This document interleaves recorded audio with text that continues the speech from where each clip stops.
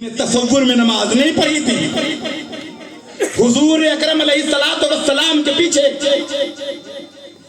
मारिफत जिनके कदमों में मिले, हकीकत जिनके कदमों में मिले, तरीकत जिनके कदमों में मिले, तसव्वुफ जिनके कदमों की भीख हो, शरीयत जिनके दम से वजूद में आई हो, उनकी नमाजें तो ऐसी थी, कयाम भी था, रुकू भी था, सजदा भी था, कायदा भी था, तहियात भी है, सलाम भी है, दुआ भी है।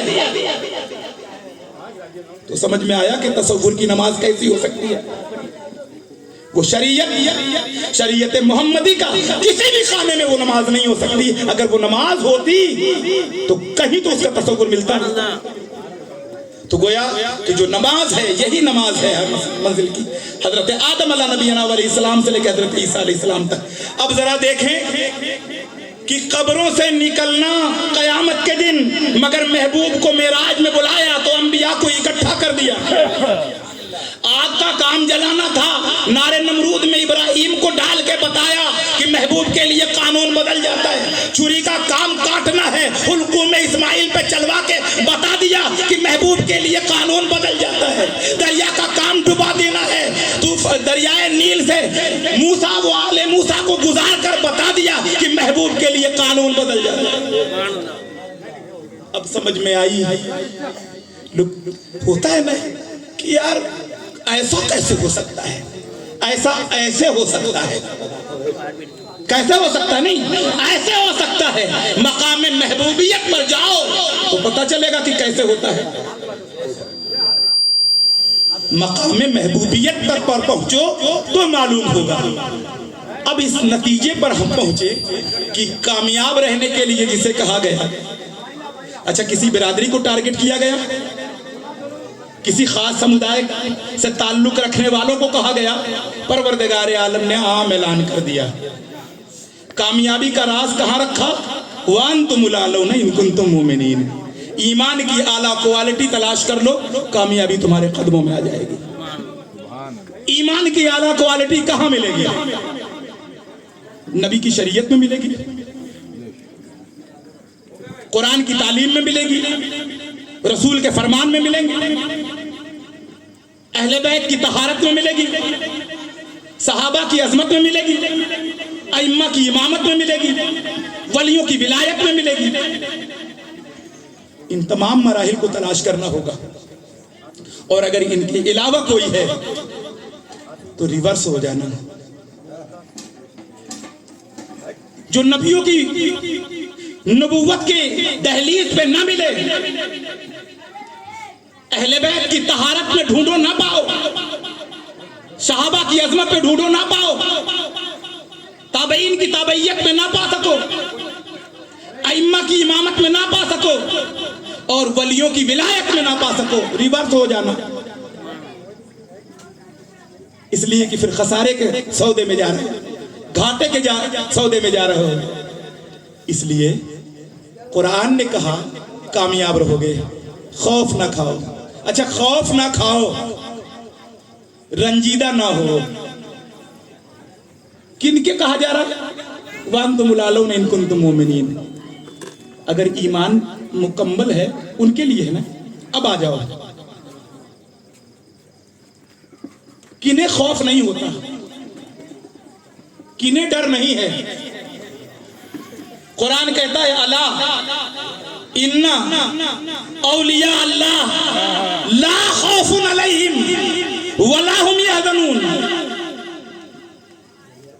खौफ ना खाओ, यहां था रंजीदा ना हो। मैसेज दिया जा रहा था कि ईमान की क्वालिटी है तो तुम्हें खाइफ होने की जरूरत नहीं है, तुम्हें रंजीदा होने की जरूरत नहीं है। और जो मकामे विलायत पर पहुंच जाते हैं, रब एक नहीं दो हरफ ताकीद से पुकारता है। पहले खबरदार करता है, फिर कहता है बेशक। रब कहे बेशक, बंदा करे शक। रब कह रहा है बेशक, बंदा करे शक। बेशक अल्लाह के वलियों को न खौफ है न हुज़्न मलाल। अभी रबीउल अव्वल शरीफ आया था, एक ऐसी टोपी वाले के सामने कट लगाकर दुपट्टा वाले बैठ के कह रहे थे मिलाद मनाना जायज नहीं, बस चांद नजर आने दीजिए। फिर ऐसे लोगों के सामने फिर ऐसे कट का निशान लगेगा, फिर वलियों पर आ जाएंगे और फिर वो दलीलें लेने लगेंगे। यानी कह रहा परवरदिगार कि बेशक अल्लाह के वलियों को न खौफ है न उज़्न मलाल। रब बेशक कह रहा है, ये शक कर रहे हैं, कट का निशान लग जाता है और फिर अपनी दलीलें दी जाती हैं।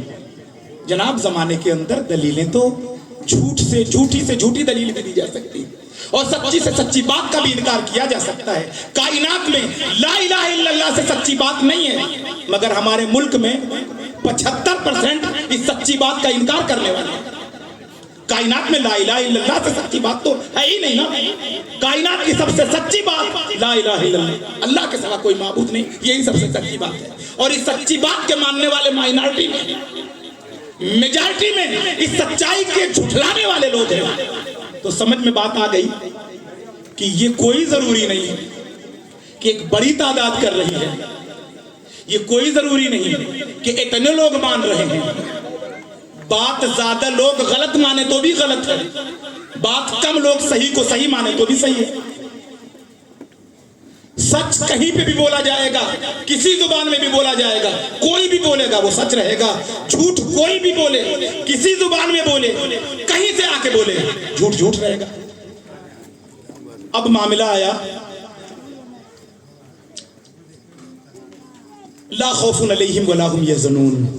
अच्छा, फिर एक उलझन आई, फिर ज़हन में एक ख्याल आया, यहां तो हम कामयाब रहोगे, तो कामयाबी तलाश करने निकले थे। अब यहां परवरदिगार तूने खबरदार क्यों किया? बेशक से तो काम चल जाता, इन्ना से काम चल जाता, अला की क्या जरूरत? और अला लगाया तो इन्ना की क्या जरूरत? दो की हरफ ताकीद की क्या जरूरत? खबरदार, खबरदार तो वहां किया जाता है जहां खतरा हो। तेरे महबूबीन तो खतरों को टालने वाले हैं, यहां खबरदार क्यों किया? ये सवाल आता है। और ये पैगाम की हैसियत से मैं पहुंचाना चाह रहा हूं। खबरदार कहां लिखा होता है? आपने देखा है खबरदार का बोर्ड? मतलब हिंदी जुबान में सावधान, सावधान कहां लिखा होता है? जहां खतरा हो, रोड खराब हो, अंधा मोड़ हो, लिखा रहता सावधान, दुर्घटना ग्रस्त एरिया है, पहले सावधान लिख दिया जाता है। अच्छा, फिर क्या होता है? शॉर्ट सर्किट कर रहा हो, वहां सावधान का एक बोर्ड लगा दिया गया। ट्रांसफार्मर लगा हुआ है, एक छोटा सा बोर्ड लगा है, डेंजरस लिखा है, कट का निशान है, हिंदी में सावधान लिखा है, उर्दू का इलाका है तो वहां खबरदार भी लिख दिया जाता है। तो ये सावधान क्यों? सावधान इसलिए कि उसमें पावर है, उसमें पावर है। तो क्या हमसे उलझ जाएगा? नहीं, ट्रांसफार्मर के आसपास से आएंगे जाएंगे, कोई नुकसान नहीं पहुंचा। उससे बिजली हमारे खंबे तक आती है, उससे हम केबल के जरिए अपने घर में ले आते हैं। अच्छा, और उसको लाने के बाद जैसे ही उसका कनेक्शन घर तक आता है, घर में पावर आता है। पावर कैसा होता है? रात अंधेरी थी, बल्ब जलाया, गर्मी बहुत थी, फ्रिज चालू कर लिया, एसी चालू कर लिया, वॉशिंग मशीन, इलेक्ट्रिक के सारे सामान उस पावर से कनेक्टिंग की बुनियाद पे।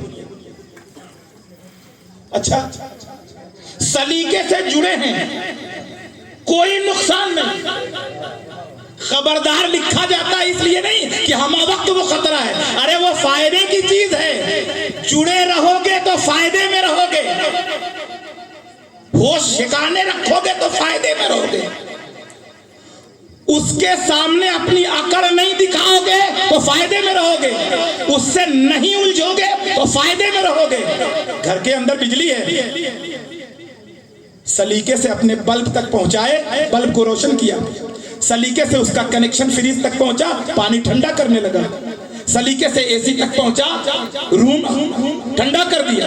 गर्मी का दिन आया, ठंडी का दिन आया, हीटर तक पहुंचा दिया, गर्म कर दिया। कौन हाथ पे छाले डाले, वॉशिंग मशीन से कनेक्ट किया, कपड़े धुल के ले आइए। सारे फंक्शंस काम कर रहे हैं, लाखों रुपए का सामान सारा काम में आ गया। लेकिन जनाब उस इलेक्ट्रिक से आप अगर उलझे, उस पे कवर भी लगा हुआ है, खुल जाता है तो टेप लगा दिया जाता है। गलती से डायरेक्ट टचिंग किए, जैसे ही टच हुए वैसे ही काम खत्म। क्यों? इतना खतरनाक था? हाँ खतरनाक है, लेकिन फायदा है उससे। खतरनाक है तो लगाते क्यों? क्या खतरनाक है? उससे उलझोगे नहीं तो तुम्हारे सारे फंक्शंस काम करेंगे। एक ने कहा मैं नहीं मानता, एक पतली सी केबिन इतनी पावरफुल कैसे होती? प्लास उठाया, कट कर दिया, किनारे रख दिया, तो पंखे के सामने बैठा, नहीं चल रहा। बल्ब जब आया नहीं चला, एसी चालू की नहीं चालू। क्या भाई, एक पतली सी एक वायर को हमने कट किया, लाखों रुपए के सामान बेकार। अच्छा क्यों बेकार हो गए भाई? डिस्कनेक्ट हो गया। डिस्कनेक्ट हो गया।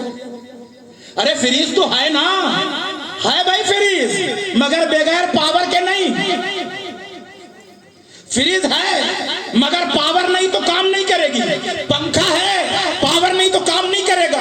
एसी है, पावर नहीं तो काम नहीं करेगा। प्रेस है, पावर नहीं तो काम नहीं करेगा। कोई चीज काम नहीं करेगी। अच्छा, उसका कनेक्शन बाकी होना चाहिए। अच्छा, उस कनेक्शन से अगर उसे डिस्कनेक्ट कर दिया गया, अगर उसे डिस्कनेक्ट किया गया तो सारी चीजें बेकार है। और जैसे ही कनेक्ट किया गया सारी चीजें काम कर रही हैं। ये कनेक्टिंग है क्या? ये पावर है। सारे फंक्शंस को काम करने का एक पावर है। खबरदार इसलिए किया गया था कि ये है पावर। खबरदार इसलिए किया गया था, न इससे उलझना न इससे दूर होना। अगर इससे दूर हो जाओगे तो अंधेरे में रहोगे, इससे उलझ जाओगे तो घाटे में चले जाओगे। सलीके से जुड़े रहोगे, तुम्हारे सारे फंक्शन काम करेंगे। अब यहाँ बात समझ में आ गई कि एक मादी फार्मूले पे हमने समझा नमाज का फंक्शन काम कब करेगा, रोजे का फंक्शन काम कब करेगा, हज का फंक्शन काम कब करेगा, ज़कात का फंक्शन काम कब करेगा। ये सारे प्रोडक्ट हमारे पास, चूंकि नमाज हमें पढ़नी है, रोजा हमें रखना है, हज हमें करना है, ज़कात हमें देनी है, मगर इसमें रूहानियत का पावर जो रसूलुल्लाह के इश्क के जरिए कनेक्ट है, जब तक ये कनेक्ट रहेगा नमाज नमाज रहेगी, रोजा रोजा रहेगा, हज हज रहेगा, ज़कात ज़कात रहेगी। ये सारी चीजें, अब मामला ये है मेन पावर हाउस मदीना पाक में है। अब क्या होगा? छोटा एक ट्रांसफार्मर लगा, वहां पहुंच नहीं, अताए रसूल फिल हिंद बनाया, सुभान अल्लाह, नायब रसूल फिल हिंद बनाकर भेजे गए। अजमेर मोहल्ला से जुड़े, मालूम हुआ बहुत दूर है, कोई बात नहीं, गाजी रहमान शाह दूल्हा है आपके पास, सुभान अल्लाह, यहां जुड़ जाएं। होता है मेन सप्लाई कहीं से होती है, फिर बिजली हाइडल कॉलोनी में आती है, फिर वहां से आपके ट्रांसफार्मर तक आती है, फिर वहां से आपके खंबे तक आती है, फिर वहां से यहां तक आती है। अब एक चीज और बहुत खास है उसमें, अगर खंबे से गड़बड़ी तो हमारा घर अंधेरा, ट्रांसफार्मर से गड़बड़ी तो मोहल्ला अंधेरा, पावर हाउस से गड़बड़ी तो कस्बा अंधेरे में, बिजली के जिले के सबसे बड़े प्लांट पे गड़बड़ी तो पूरा जिला अंधेरे में। जहां से डिस्कनेक्ट हुआ वहीं से अंधेरा शुरू।